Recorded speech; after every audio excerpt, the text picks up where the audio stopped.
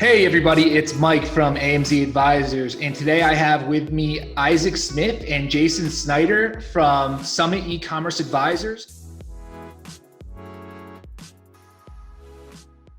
Is inventory related, and the in fact that's probably the biggest balance sheet item that you'll see in an e-commerce business is its inventory and where it's carried.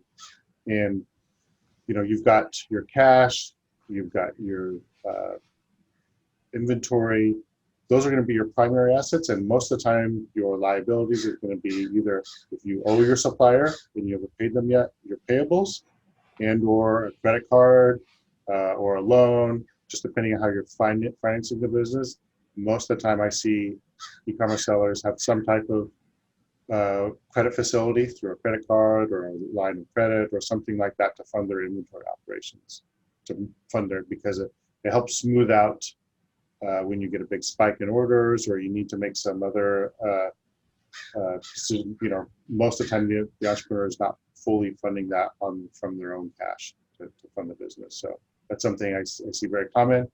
And the balance sheet is simply accumulation of a snapshot of the business at any one point. It's in that error that I spoke about earlier about the company that was misposting their payroll. Essentially what they were doing is, instead of putting the expense onto the P&L, they were putting it to payroll liabilities. And that was seen on the balance sheet. And any accountant will tell you, if you see a messy balance sheet, there's accounting problems with the books of a company, because that's where all the errors end up getting posted. Because people have a good sense a lot of times of their P&L, like, hey, I was making this, or I got this income, or I had this expense, but the other side of the transaction, they don't post correctly. And those almost always go to the wrong accounts in the balance sheet. And so that's where we see most of the error. I can tell you the health of a company's accounting just by looking at their balance sheet. I don't have to look at anything else. And if it's good and proper and things are within normal ranges, and especially if I can see a detail, I'll be able to tell right away how healthy it is. But Okay. for our sellers, it's really managing your inventory. And there's a couple other things that can happen as part of it. If you make a deposit to a supplier, a factory, but they have not shipped your inventory, it is not inventory until they actually ship you or whatever the agreement is with your supplier. So there's more complications as well sometimes of how to handle it.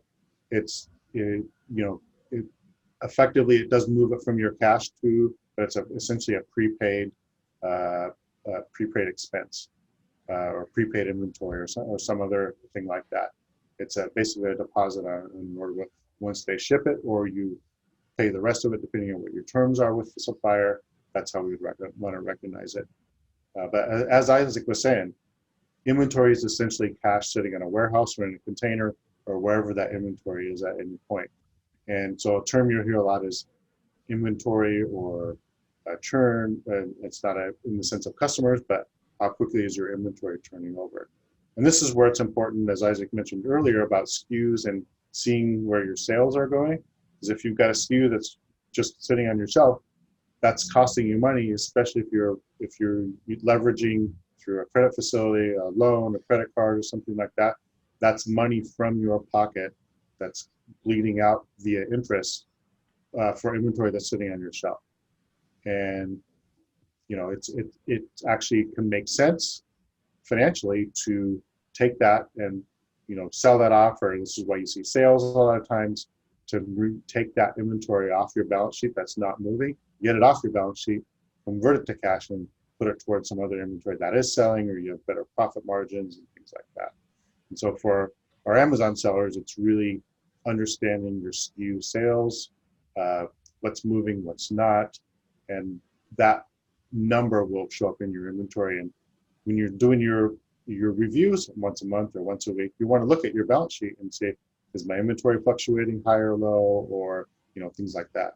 So that's the usefulness of a balance sheet for e-commerce. And again, it's not something a lot of accountants seem to talk a lot about with their clients, or The business owners don't pay attention to it as well, just because it's, unless you're really familiar with general ledger software like Books or Xero or something like that, it's not intuitive for them to, and they don't want to spend time on it because they're looking at the P&L.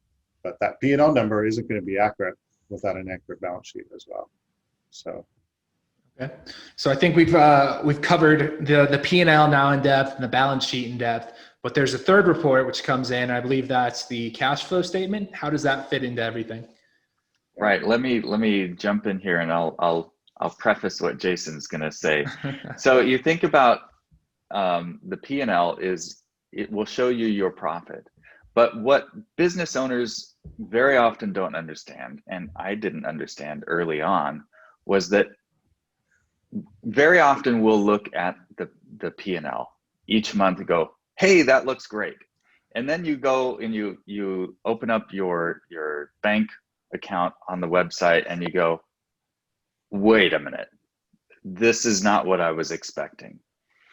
And this is where a lot of confusion sets in. And I think at this point, when that happens too many times, that's when the business owner goes, well, screw this bookkeeping report. I'm not going to pay attention to it anymore. I'm just going to run my business and let the bookkeeper, if they've hired a bookkeeping company, or just to keep going it, and I'm not going to pay any attention. That's what happened to me. I know that happens to a lot of people, and that's just the worst response, because then you're essentially just saying, I give up. I'm not going to try to understand what's happening in the business at this point. And there's some pretty basic things that will help you get an understanding of that. Number one, like we talked about, that's looking at the P&L only can get you into trouble. We've talked about the balance sheet. Now let's talk about like where this is the other place where Amazon sellers, other e-commerce sellers get into big trouble, is in cash flow. So this is not exclusive to e-commerce sellers, but every business, the leading cause of business failure is not having cash. And that doesn't always mean profit. That means cash flow.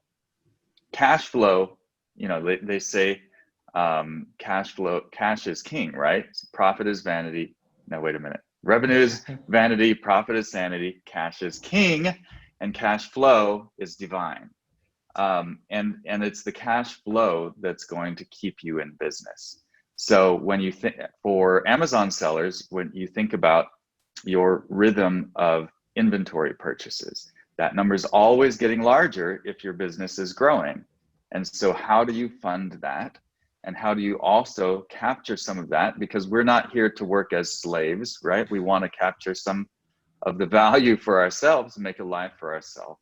So this can become very tricky, especially for new business owners who are just starting to see some level of success. I know a lot of people get into that. So really, we talked about how the P&L will give you some idea, the balance sheet will give you another idea, but the question people ask me all the time is, where is my money going? Exactly that. I looked at my P&L, I looked at my bank account, they don't seem to be related. Where's my money going? And that's what the cash flow statement will tell you. So if you think of these three traditional reports are like, let's say there's a car accident out on the corner. You talk to one person, they're going to give you their perspective, like, oh, this car came around the corner, the other one came and smashed into it. Another person will tell you something different. They're talking about the same event, but they're giving you a different perspective on each thing. So if you think like, triangulation, if you're used to that idea, you want 3 points of data and you can find out what really happened. And that's what these 3 traditional reports are. So the cash flow is going to tell you just where did the cash go, how it came in, how it went out. And it'll give you that perspective of like, well, holy crap, no wonder I had 2 inventory purchases this month.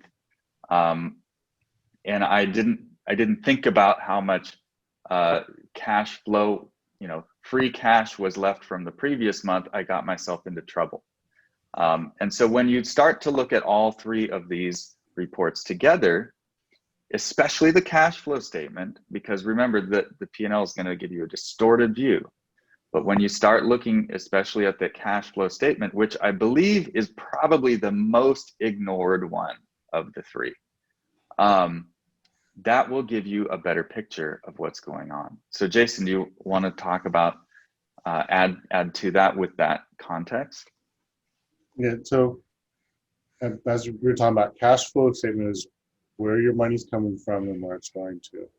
And it's a look back over a period of time. It can be a month, a year, of beginning balance and ending balance. And you'll have at the top, you'll have your revenue, your expenses, and then you'll say net cash from operating activities. Then you'll have your investing and financing activities. And then you'll have essentially the net balance of what your cash balance was at the end of that period. And this is the important part, is when you're looking at this as an e-commerce seller, is do I have enough profitability from my operations to fund further inventory purchases and therefore growth if you've got increasing sales? And this is the fundamental question for almost all inventory funded businesses or inventory focused or product focused businesses, is can I get my product to my market, and what's that time period? And this is another number to look at, is how quickly are you turning that inventory back into cash? Does it take in 2 months, 3 months, 5 months, 2 weeks? These are all important factors in forecasting what your cash needs are going to be if you grow X number of percent in sales.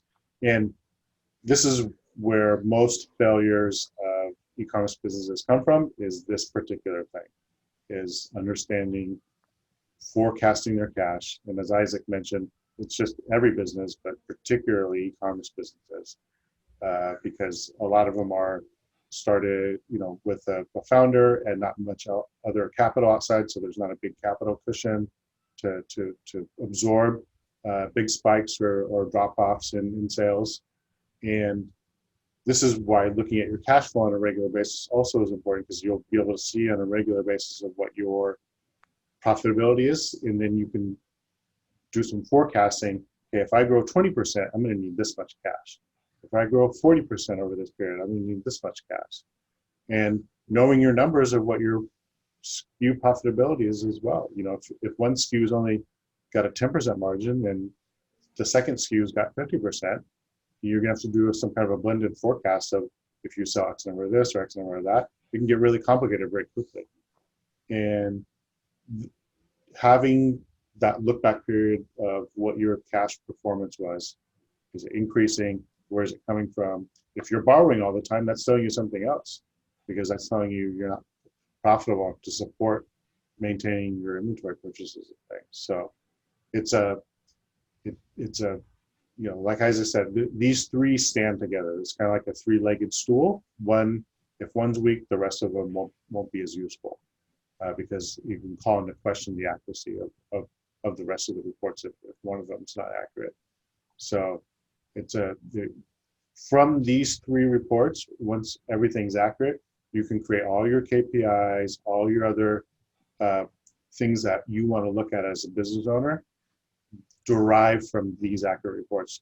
If you develop KPIs and you've only got a P&L, I can tell you it's pretty much worthless as far as forecasting ability, because it's not going to be accurate. You're using faulty information to make your estimates, and that's going to be a disaster just by itself. Awesome.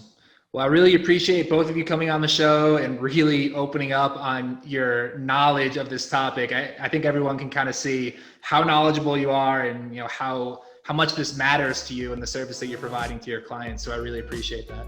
Absolutely. Thank you for having us. Thank you, guys. Have a great day.